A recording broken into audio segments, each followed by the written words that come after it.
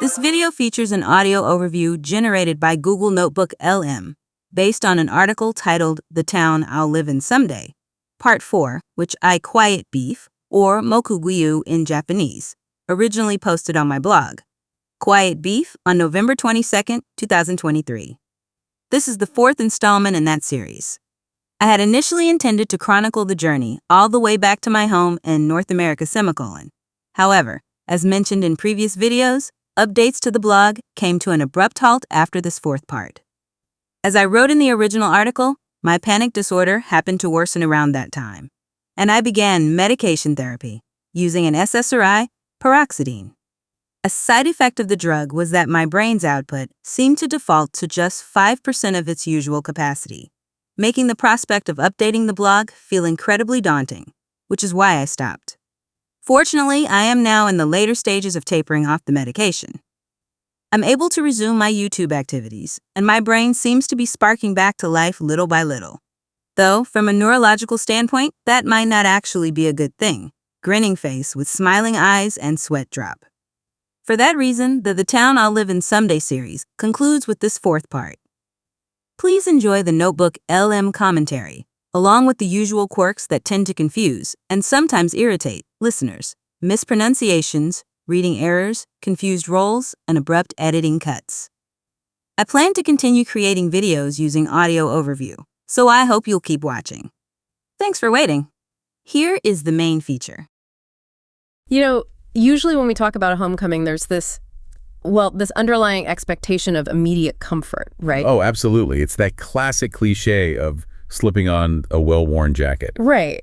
You walk through the door of your childhood home and maybe the specific smell of the hallway hits you and your brain just instantly relaxes. It sends a signal to your body that basically says, I know exactly how this works. Yeah, that's the baseline assumption for most of us. I mean, muscle memory just takes over completely. It really does. You don't have to consciously think about, how hard to turn the doorknob or where the light switch is in the dark. Your body simply remembers the environment. But then you step into the world of long-term expatriates returning after decades away, and suddenly you realize that well-worn jacket has been, tailored by someone else while you were gone. Right. And it somehow has 3 sleeves now. Exactly. It makes no sense. So today, for our deep dive, we're looking at the diary of a man who goes by the pen name Quiet Beef, or Moku. Moku. He steps off a plane in his hometown in Japan after a 16-year absence, totally expecting that comfortable jacket, and realizes his brain had completely lost the ability to understand his own homeland. And, to put the timeline into perspective here, he's lived in the United States for 30 years. 30 years. That is a massive chunk of time. A full 3 decades. And that 16-year gap since his last actual visit is just a massive chasm of technological and cultural evolution. I mean, think about it. The last time he set foot in Japan, the original iPhone was barely a concept in the public consciousness. Wow, yeah. So he is essentially walking out of a time capsule. Pretty much. And the stakes for this particular trip are incredibly high for him. This isn't a vacation.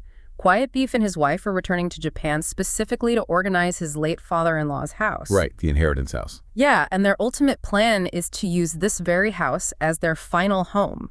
He uses the Japanese phrase, tui no sumika. Which translates essentially to final resting place, or, your permanent end-of-life home. Exactly. So he is returning to the physical place where he intends to spend his final years.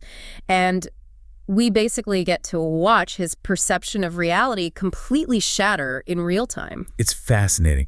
We're going to examine a series of really intense psychological events he calls brain bugs. I love that term, brain bugs. It's so accurate, right?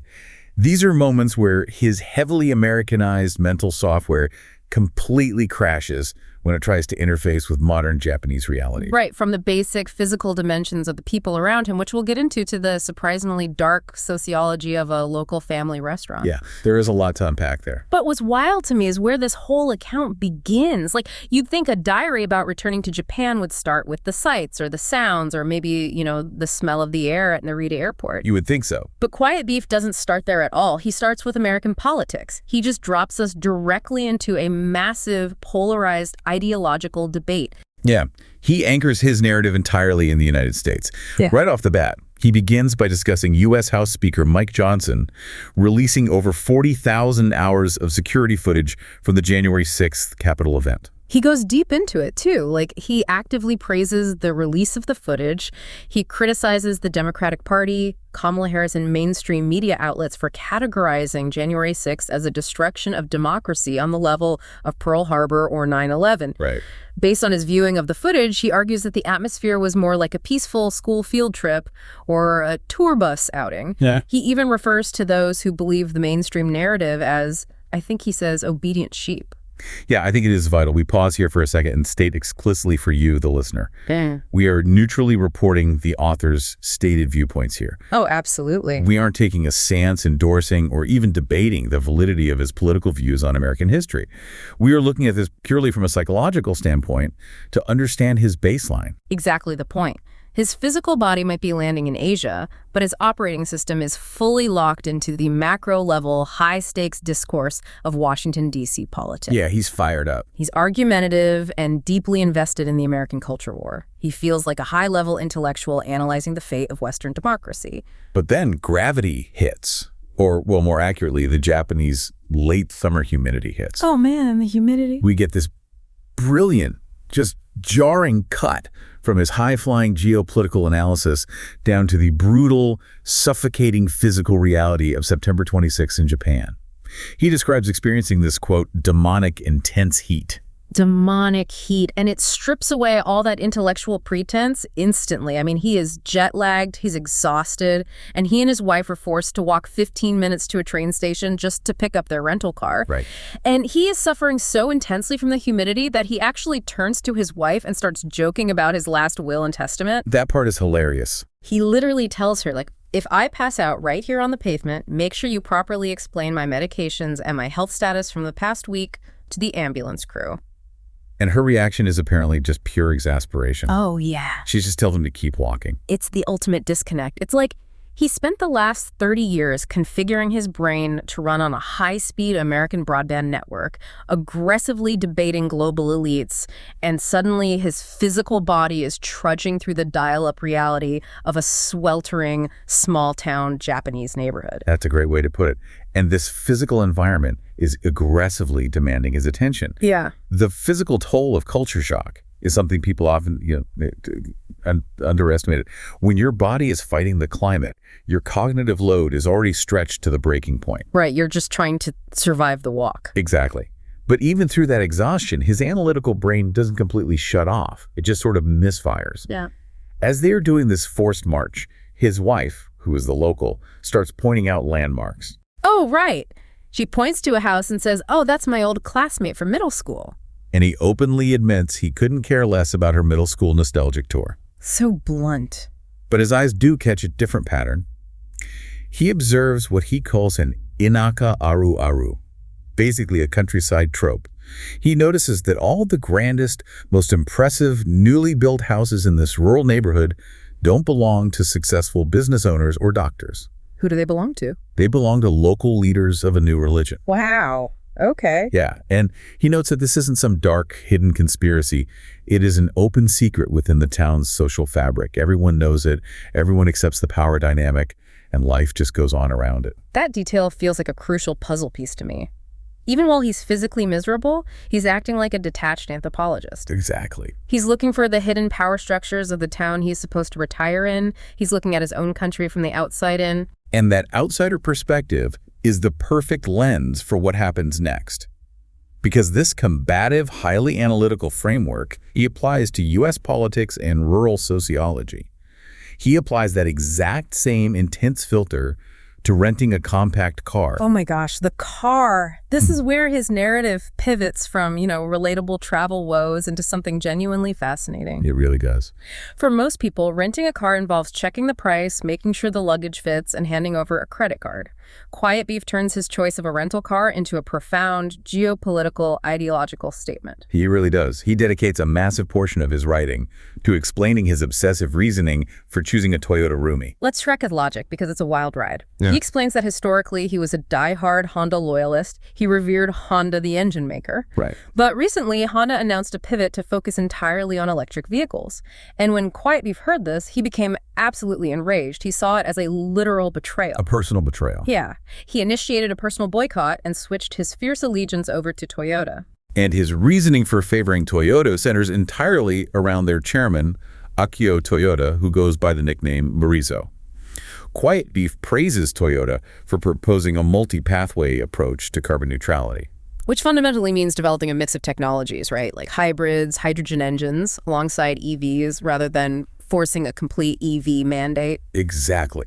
But Quiet Beef doesn't just see this as a smart business strategy. He equates this multi-pathway approach directly with the freedom of speech. That is quite the leap. It is. To him, the global push for mandatory EVs is not about environmental science. He sees it as a human rights violation engineered by what he explicitly calls EU and American elites swallowed by communism. Wow. So we are seeing the internal combustion engine transformed into a proxy for American individualism and personal agency. Yes. When you live abroad for decades, your identity often anchors itself to very specific, idealized concepts of freedom and choice. For Quiet Beef, a car is no longer just a tool for transportation. The engine under the hood represents his personal stand against globalist control. I am just fascinated by the sheer weight of the ideology he's carrying. He sees the freedom to choose your fuel source as a fundamental pillar of being human in the 21st century. It's heavy stuff. But wait, the ideological gymnastics don't stop there, because after this massive righteous denunciation of Honda, he reveals a plot twist. Oh, right, the twist. He has recently switched back to loving Honda again. The prodigal son returns. But his justification for returning is incredibly complex. Yeah, he deduced entirely through his own armchair analysis, by the way, that Honda's pivot to EVs is a massive corporate facade. A facade. Yeah. He has convinced himself that Honda is faking their enthusiasm for electric vehicles merely as a survival tactic to appease those same global elites. Oh, wow. In his mind, deep down, Honda is secretly harboring its true passion for the internal combustion engine. He's constructed this entire shadow narrative where Honda is the rogue rebel fighting the system from the inside. It's a remarkably intricate coping mechanism, isn't it? It allows him to maintain his ideological purity, his hatred of the forced EV mandate, while simultaneously forgiving and loving his favorite childhood brand. Right. He doesn't have to compromise. He just has to believe he's in on a secret that the rest of the world doesn't understand. But let's look at the punchline of this grand, sweeping automotive philosophy. After all this agonizing over global elites, carbon neutrality, and the fundamental right to freedom of speech, we have to look at the actual physical car he rented. Right. What vehicle carries the banner of human freedom for him? Well, he needed a sub-1500cc engine because anyone who has driven in the Japanese countryside knows that large vehicles are a total nightmare on those narrow, winding roads. Oh, yeah, you can't drive a big American SUV there. No way. However, he specifically refused to rent one of the ultra-small kei cars, the 660cc microcars that dominate rural Japan. Because he harbors an intense, specific fear of dying in a fatal accident if a larger vehicle were to hit him in one of those tiny kei cars. Right, which narrows his options down to a very specific subcompact class. So he lands on the 1000cc Toyota Rumi, and his final defining reason for choosing this specific car, after pages of geopolitical theory. Why? He chose it because it looked cute, and the boxy shape faintly reminded him of the massive SUV he drives back in the States. That is incredible. He mapped the geopolitical struggle of the modern era onto a cute 1-liter rental hatchback. I love this detail so much because it highlights such a universal human contradiction. We desperately want our everyday, mundane actions to feel deeply meaningful. We do. He's placing the heavy existential burden of global freedom onto the tiny shoulders of a Toyota Rumi. The irony, of course, is that all of this high-level theoretical analysis completely disintegrates the moment he's forced to actually interface with the physical reality of a modern vehicle. Yes. This is where the theoretical meets the aggressively practical. He walks into the rental car office, and he offers us a really vulnerable piece of context. He admits that due to years of struggling with a mortgage back in the United States, he hasn't purchased a new vehicle since his 1997 Honda SUV. 1997, that's a long time ago. He states that his financial struggles effectively dropped him out of the era. Dropped out of the era. That is a profound way to describe it. It really is. It's a stark admission that while his mind was debating the future of global industries, his physical reality had been sidelined by the relentless march of time and technology. His practical knowledge of automotive engineering essentially froze in the late 1990s. And now he has to step back onto the field. He walks up to the counter, and he's greeted by a very young, highly efficient, fast-talking female clerk. Right. She immediately starts rapid-firing instructions about the features of his rental car. Yeah. Your car is ready. Here's how the system works. Here's the sensor array. And inside Quiet Beef's head, we witness a total system failure. We get direct access to his internal monologue here, and it's a textbook example of a brain bug. His mental model is just collapsing. It's a tragic comedy. The clerk is cheerfully explaining the car, and his inner voice is just screaming in panic. Wait, what do you mean there's no physical metal key to insert? The back doors are electric sliding doors? Where on earth is the physical handbrake? Let's break down the mechanics of a brain bug. It's not just that he doesn't know how the new car works. It's that his brain is actively sending the wrong signals based on deeply ingrained muscle memory. Right, his brain is looking for 1997. Exactly. It's like he spent 30 years mastering the piano, and when he sits down to play in Japan, he realizes the keys have been rearranged in alphabetical order. The instrument looks roughly the same, but his hard-earned expertise is suddenly his biggest liability. And the clerk finishes her rapid-fire orientation, gives him a blight smile, and asks the most terrifying question possible. Do you have any questions? Everything makes sense, right? Oh no, he is utterly paralyzed. He wants to ask questions, but to ask a question, you need a fundamental baseline understanding of the machine.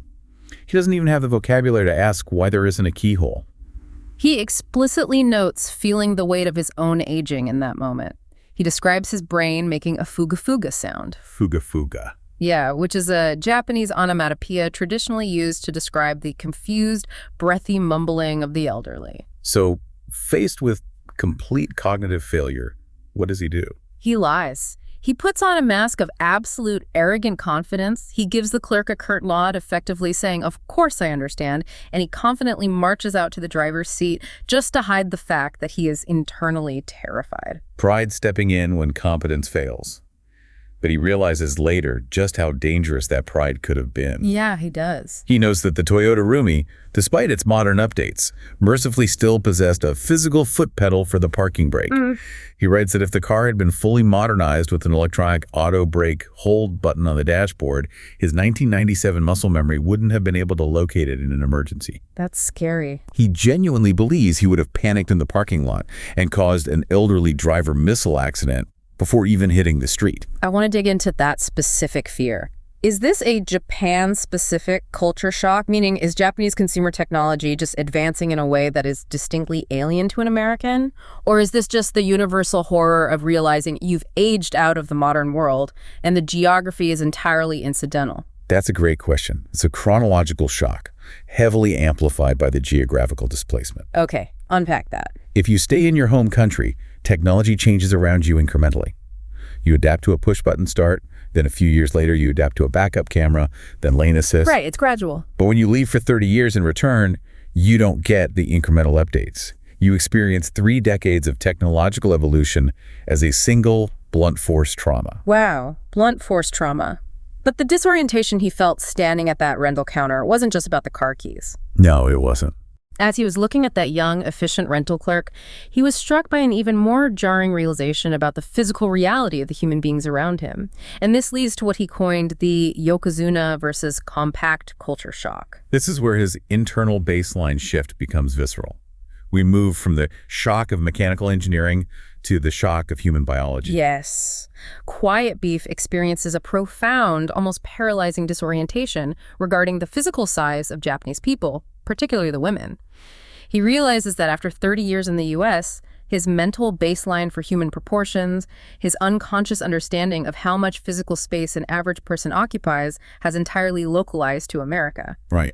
He explicitly notes that in the States, people regularly range from what he calls komusubi to yokozuna sizes. And he's using sumo wrestling ranks as a metric here. Right. Komusubi is a high rank, a very large individual, and yokozuna is the absolute pinnacle, the grand champion, the most physically massive and imposing figure. He is using these terms to describe the everyday norm of the American public. Right. His brain has normalized a massive human frame. So when he looks at the clerk and then looks around at the other women walking down the street in his wife's hometown, his spatial reasoning glitches. It just breaks. He actually creates a heavily industrialized phrase for it. He calls it the Japanese-made, mass-produced, compact women phenomenon. Applying manufacturing terminology to human beings is a fascinating choice, especially right after his intense philosophical monologue about the auto industry. Totally. He observes that everyone, young and old alike, appears incredibly petite to his American-adjusted eyes. He uses the phrase mini-slim to describe them. To him, they look almost identically fragile compared to the Yokozuna baseline his brain is searching for. And this severe spatial disorientation triggers a psychological misfire that he is remarkably candid about. He is. He humorously and somewhat bravely, I guess, confesses that this profound shock at their physical size, combined with the crushing jet lag, the demonic humidity, and what he self-deprecatingly labels his inherent dirty mind, caused his thoughts to veer into highly inappropriate territory. Instead of just making a polite observation about height differences, his mind starts running logistical calculations about physical intimacy. Yeah. He specifically mentions wondering about the biomechanical feasibility of the ekabin position, which, for the uninitiated, is a specific physically demanding position given the massive size disparity between his Americanized frame and these petite women. It's very easy to dismiss this as just a crude, off-color joke from an older man. Right, right. But if we analyze the mechanics of reverse culture shock, his confession about his dirty mind serves as evidence of a deeper structural failure. This is profound spatial geometry error. His fundamental unconscious understanding of physical space has been proven completely wrong. See, I need to push back on that a little. Yeah, go ahead.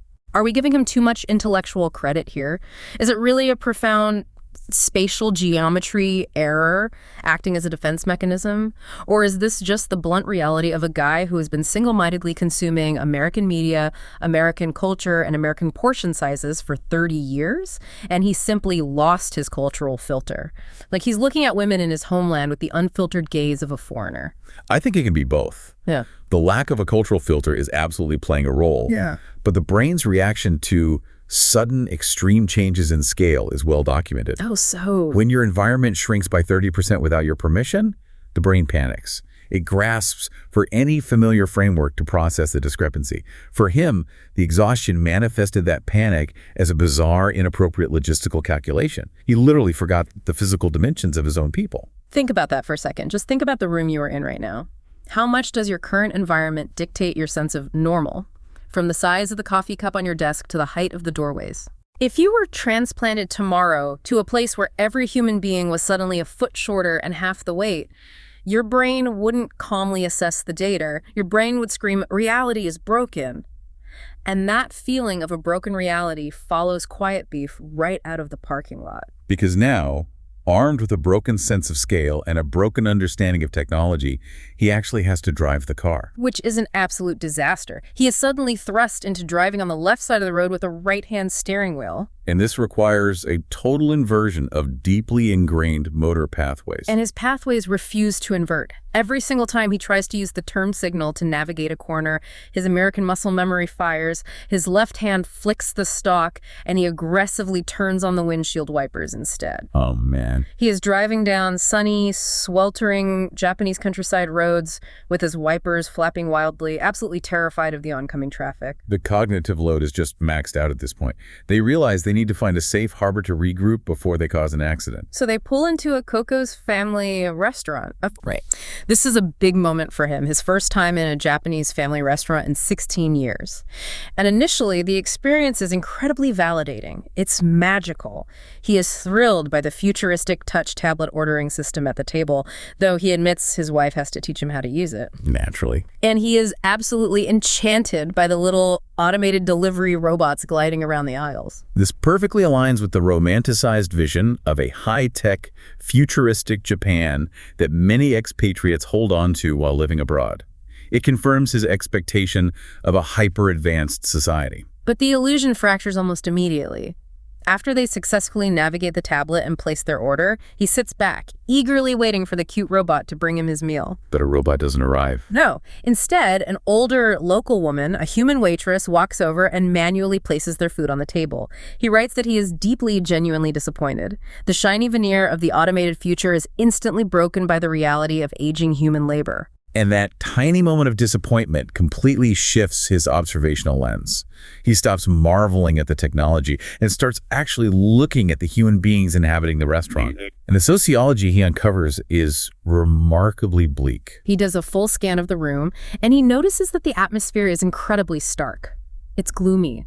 Instead of the joyful chatter of families you might expect, he eavesdrops on the tables around him and hears a chorus of social decay. Wow. At the table right next to him, a group of mothers are locked in a harsh, detailed conversation about being actively ostracized and bullied by other parents in their children's school group. That's a very intense, suffocating form of peer pressure and social exclusion. Directly behind him, he observes an elderly couple eating their meal in absolute, total silence. He actually describes them as looking like mummies. Mummies. That's dark. They are so still, so utterly unresponsive to each other and their environment that he has a fleeting morbid thought, wondering if they are even alive.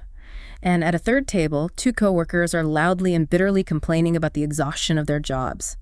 He sits there, surrounded by this misery, thinking to himself, can't anyone here just eat their food happily? This observation is the emotional core of his first day. He is struck by the severe aging of the customer base, and importantly, he realizes he and his wife are part of that aging demographic. The family restaurant stops being a nostalgic dining experience and transforms into a perfect, tragic microcosm of modern Japanese society. I want to unpack that. How is the family restaurant a microcosm? Look at the juxtaposition.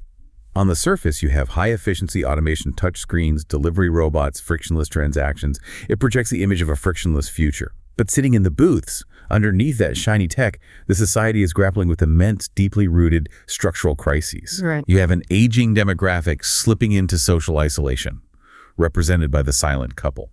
You have intense, rigid social conformity and anxiety, represented by the ostracized mothers.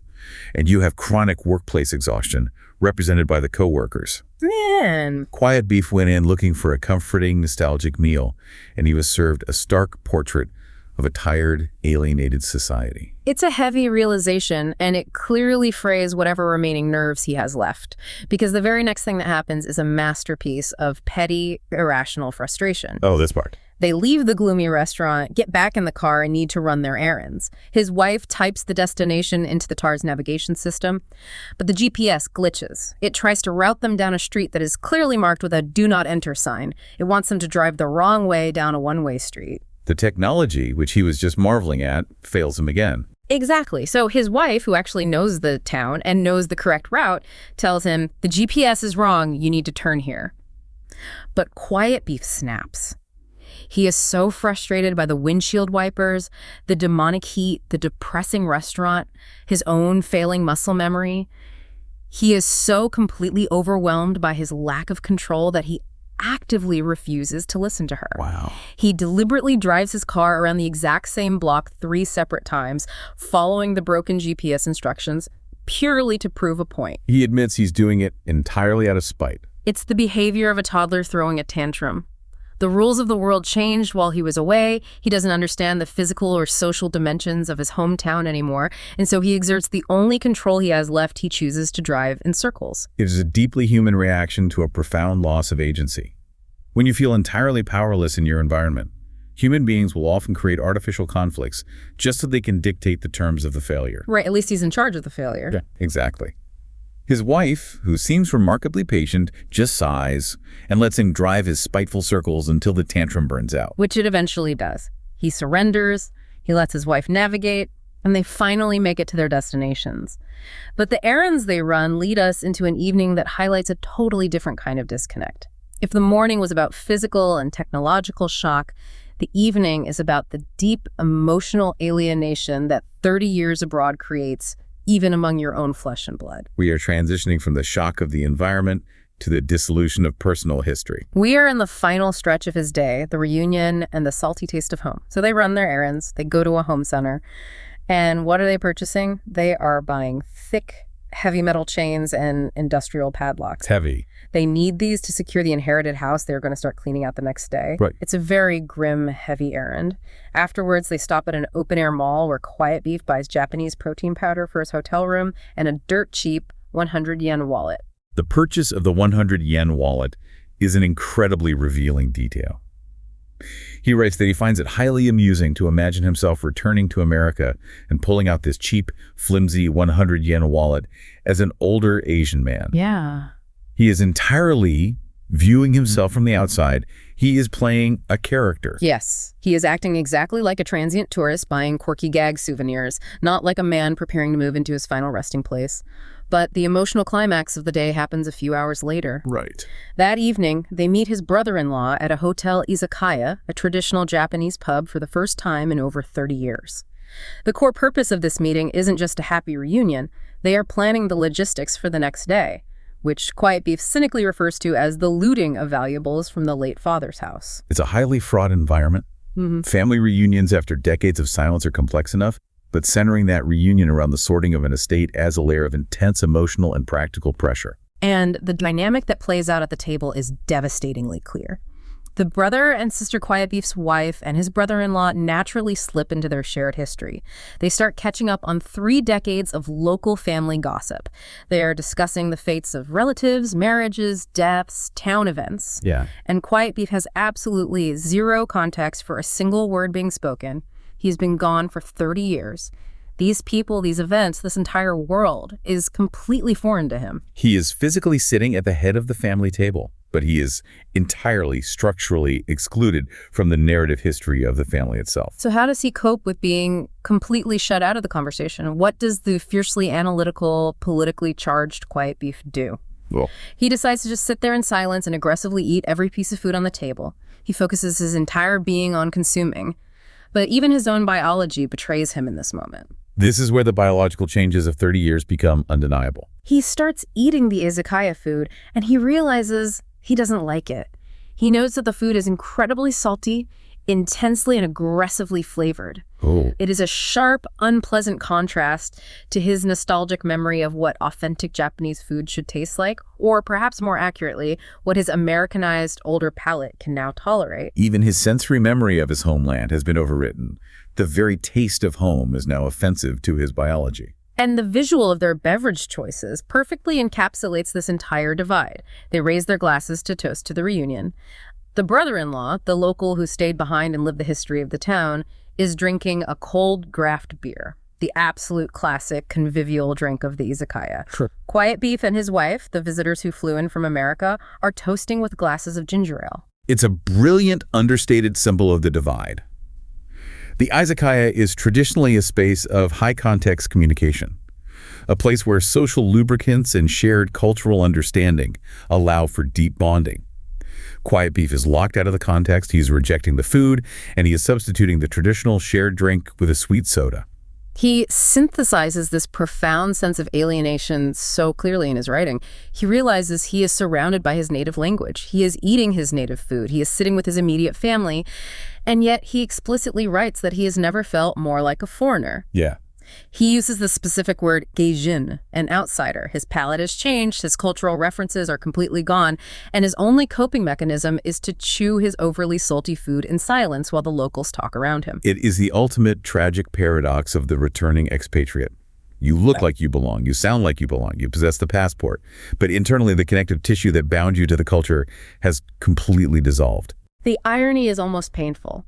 He has returned to his literal Sui no Sumika, the town where he plans to spend his final days, yet he spends his entire first day acting like an alienated tourist. Right. He buys a gag wallet, he throws a tantrum at the GPS, he complains about the local food, and he ends his night drinking chocolate-flavored protein powder alone in his hotel room. He is completely, entirely disconnected from the reality he is supposed to be integrating into. It forces a massive question about his identity.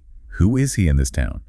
He is no longer the young man who left 30 years ago, but he is also fundamentally not a true local anymore. He is a hybrid, caught permanently somewhere over the Pacific Ocean, trying to force his broadband American worldview onto the dial-up reality of a Japanese family restaurant. And that brings us to the end of his first full day. Let's pull all of this together. Quiet Beef's return to Japan is clearly not a warm homecoming. It is a hostile, exploratory mission to an alien planet that just happens to look like his childhood memories. His brain bugs at the rental counter, his profound spatial shock at the physical size of his countrymen, and his deep, silent, emotional detachment at the family dinner, all of these intense moments point to one inescapable truth. Which is that 30 years away doesn't just change the infrastructure of your home country. It irreversibly rewrites you. You cannot step in the same river twice. But it's not just because the river has changed its course, it's because you are fundamentally no longer the same person who stood on the bank 30 years ago. The software has been updated too many times to run on the original hardware. It leaves you with a really haunting question. If you leave your home for decades, do you ever actually get the privilege of returning? Or does your original home simply become just another foreign country that happens to speak your native language? I want you to think about the place you call home right now. How much of it is a physical place made of concrete, people, and weather? Uh-oh, wait, let me interrupt you there. Oh, right. Sorry. How much of it is a physical place made of concrete, people, and weather? And how much of it is just a snapshot frozen in your memory? A comfortable jacket that you blindly assume will always fit perfectly right up until the day you finally try to put it back on. That is a deeply unsettling question, and one that stays with you long after the jet lag fades. It really does. Thank you for joining us on this deep dive into the muddy, disorienting waters of reverse culture shock. Keep questioning the scale of your own everyday realities, and we'll see you next time. If you enjoyed this, smash the like button, give this video some hype to help it reach more people, and hit subscribe so you never miss an upload. Thank you for watching, and I'll see you next video.